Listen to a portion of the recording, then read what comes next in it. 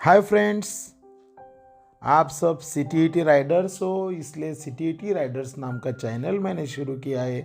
और आज का पहला लेक्चर हम शुरू करने वाले हैं child development pedagogy IMP questions, जो बाल विकास एवं शिक्षण शास्त्र नाम से जाना जाता है। उसके कुछ IMP क्वेश्चंस हम देखने वाले हैं जो एग्ज़ाम में बार बार पूछे जाते हैं। सो आप नए होंगे तो चैनल सब्सक्राइब कीजिए। हमारे चैनल का नाम है CTET राइडर्स। ओके, सो चलो देखते हैं IMP क्वेश्चंस ऑफ CDP। तो आज का हमारा टॉपिक है child development and pedagogy CDP। पहला क्वेश्चन हम देखने वाले हैं, bipolar disorder is which type of disorder. द्विध्रुवीय विकार यानी बायपोलर डिसऑर्डर किस प्रकार का विकार है। मनोदशा, अधिगम यानी लर्निंग, व्यक्तित्व पर्सनैलिटी, विचार यानी थॉट। सो द्विध्रुवी विकार किससे रिलेटेड है। सो इसका सही जवाब जो है वह है मूड, यानी मूड जो होता है, मनोदशा जो होती है, उसे द्विध्रुवीय विकार यानी बायपोलर डिसऑर्डर बोला जाता है, जिसे मूड बोला जाता है। चलो अगला सवाल ले रहे हैं हम। विच of the following best describes the theory of mindset. निम्नलिखित में से कौन सा मानसिकता के सिद्धांत का सबसे अच्छा वर्णन करता है। स्थिर मानसिकता विराम को बदला नहीं जा सकता, यानी fix mindset stops can not be change. Second वाला है fix mindset only brings failure. स्थिर मानसिकता केवल असफलता देती है। Growth mindset defines intelligence. प्रौढ़ मानसिकता बुद्धि को परिभाषित करता है। Growth mindset sees failure as minor stumbling block and opportunity to improve and grow. प्रौढ़ मानसिकता असफलता को एक मामूली रुकावट के रूप में देखती है, सुधारने और विकसित होने का अवसर देती है।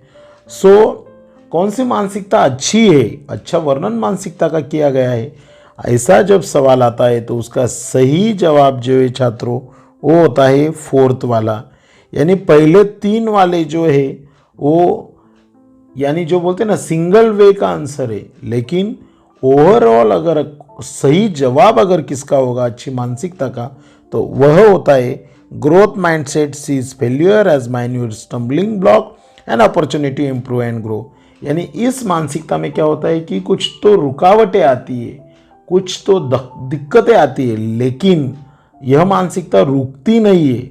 अपॉर्चुनिटी आने के बाद और इम्प्रूव होती है और ग्रोथ होती है। सो अच्छी मानसिकता कौन सी होती है, तो फोर्थ नंबर वाला ऑप्शन सही है। चलो अगला सवाल देखते हैं हम। विच of the following is a social learning theorist. निम्नलिखित में से कौन एक सामाजिक शिक्षा सिद्धांत से रिलेटेड है। बंडूरा, फ्राइड, ऊंट और पैवलोव। सो इसका सही जवाब जो है बांदुरा। जो बांदुरा है ये रिलेटेड है सोशल लर्निंग थ्योरी से, यानी जो सामाजिक शिक्षा होती है उसके सिद्धांत से रिलेटेड कौन है, तो बांदुरा है। चलो अगला सवाल देखते हैं। रूही 11 महीने की बच्ची है और वह प्रत्येक सफेद तरल वस्तु को दूध कहती है। यानी रूही नाम की बच्ची है, वह हर तरल वस्तु को, सफेद वस्तु को दूध कहती है। रूही द्वारा अवधारणा विकास प्रक्रिया का कौन सा प्राकृतिक स्वभाव दिखाया गया है। इसे एनालिसिस कहेंगे, एब्स्ट्रैक्शन कहेंगे, जनरलाइजेशन कहेंगे या एक्सपीरियंस कहेंगे।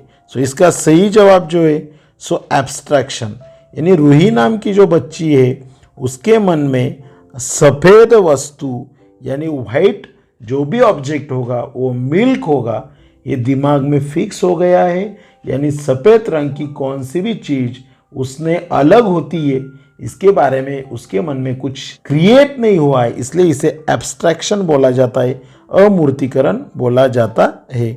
अगला वाला सवाल हम लेने वाले हैं। यह सब IMP क्वेश्चंस है।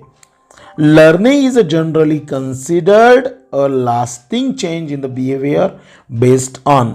सामान्यतः अधिगम निम्न पर आधारित व्यवहार में एक स्थायी परिवर्तन माना जाता है, जैसे कि चुनौतियाँ सुदृढ़ीकरण, चुनौतियाँ और अनुभव, अभ्यास और अनुभव, अभ्यास और चुनौतियाँ। सो इसका सही जवाब जो है सो चैलेंज एंड रीइंफोर्समेंट जो होता है वह स्थायी परिवर्तन माना जाता है। चलो अगला सवाल हम देखने वाले हैं, भाषा के विकास में आंतरिक भाषण की अवधारणा इनके द्वारा आरंभ की गई थी। बहुत बढ़िया सवाल है। सो सवाल क्या है, the concept of inner speech was introduce in language develop by पियाजे, चॉम्स्की, वाइगोस्की, स्किनर, और इसका जो सही जवाब है वो है Vygotsky. Option number 3 is the right answer. भाषा के विकास में आंतरिक भाषण की अवधारणा इनके द्वारा आरंभ की गई थी। 7 नंबर का जो क्वेश्चन है वह है, कलन विधि यानी अल्गोरिदम्स और अन्वेंशन जिसे ह्यूरिस्टिक्स कहते हैं, आर द स्ट्रेटेजीज ऑफ, ये किसकी रणनीतियां है, अन्वेंशन और कलन विधि, टीचिंग, प्रॉब्लम सॉल्विंग, लर्निंग और थिंकिंग। सो इसका सही जवाब जो है तो प्रॉब्लम सॉल्विंग। जो प्रॉब्लम सॉल्विंग होता है यानी कुछ समस्या का निदान किया जाता है तो उसके लिए होता है अल्गोरिदम और एनालिसिस या ह्यूरिस्टिक्स यानी अन्वेंशन, यह रणनीतियाँ होती है। 8 नंबर का सवाल है हमारा, निम्नलिखित में से कौन सा कथन सत्य है, which of the following statement is a true, growth is only mental process, वृद्धि केवल मानसिक प्रक्रिया है, heredity doesn't affect the learning process, अनुवंशिकता अधिगम प्रक्रिया को प्रभावित नहीं करती है, development is only quantitative process, विकास केवल एक मात्रात्मक प्रक्रिया है, और अगला वाला है learning is a process of behavioural changes, अधिगम व्यावहारिक परिवर्तनों की प्रक्रिया है। सो इसका सही जवाब जो है learning is a process of behavioural changes, अधिगम व्यावहारिक परिवर्तनों की प्रक्रिया है। ये लर्निंग ये क्या है, एक बिहेवियरल चेंजेस है। सो कौन सा कथन सत्य है, growth is only not a mental process नहीं होता है, heredity doesn't affect the learning ये भी गलत है, अनुवंशिकता तो प्रभाव होता ही है, development is only quantitative process ये मात्रात्मक प्रक्रिया नहीं, यानी सही कथन कौन सा है तो 4th नंबर वाला ऑप्शन। 9 नंबर का हमारा क्वेश्चन है आज का, बहुत बढ़िया क्वेश्चन है, किसी विशेष परिस्थिति में किसी दिए गए सामान्य सिद्धांतों को लागू करने की क्षमता को क्या कहा जाता है, the ability to apply given general principle to a particular situation is called as आगमन तर्क, अपवादिक तर्क, निगमन तर्क, तार्किक तर्क, inductive reasoning, exceptional reasoning, deductive reasoning, logical reasoning, और इसका सही जवाब है निगमन तर्क या डिडक्टिव रीजनिंग कहते हैं। और आज का लास्ट वाला सवाल है, what form of learning is displace when children imitate the violence they see, यानी बच्चों ने कुछ घर में या बाहर हिंसा देखी हो वैसा बर्ताव करना चाहते तो इस क्रिया को क्या कहते हैं, व्हाट फॉर्म ऑफ लर्निंग।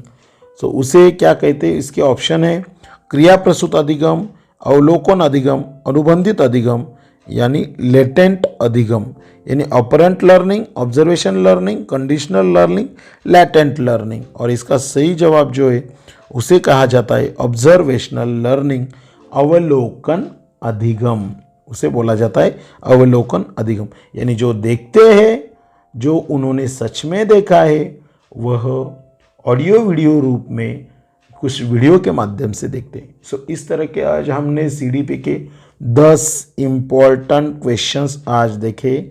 सो आज का मेरा पहला लेक्चर था, आपको कैसा लगा जरूर इस वीडियो को लाइक करिए, शेयर करिए, कमेंट्स करिए, और अगर आप नए छात्र होंगे इस चैनल पे तो चैनल जरूर सब्सक्राइब कीजिए। Thank you.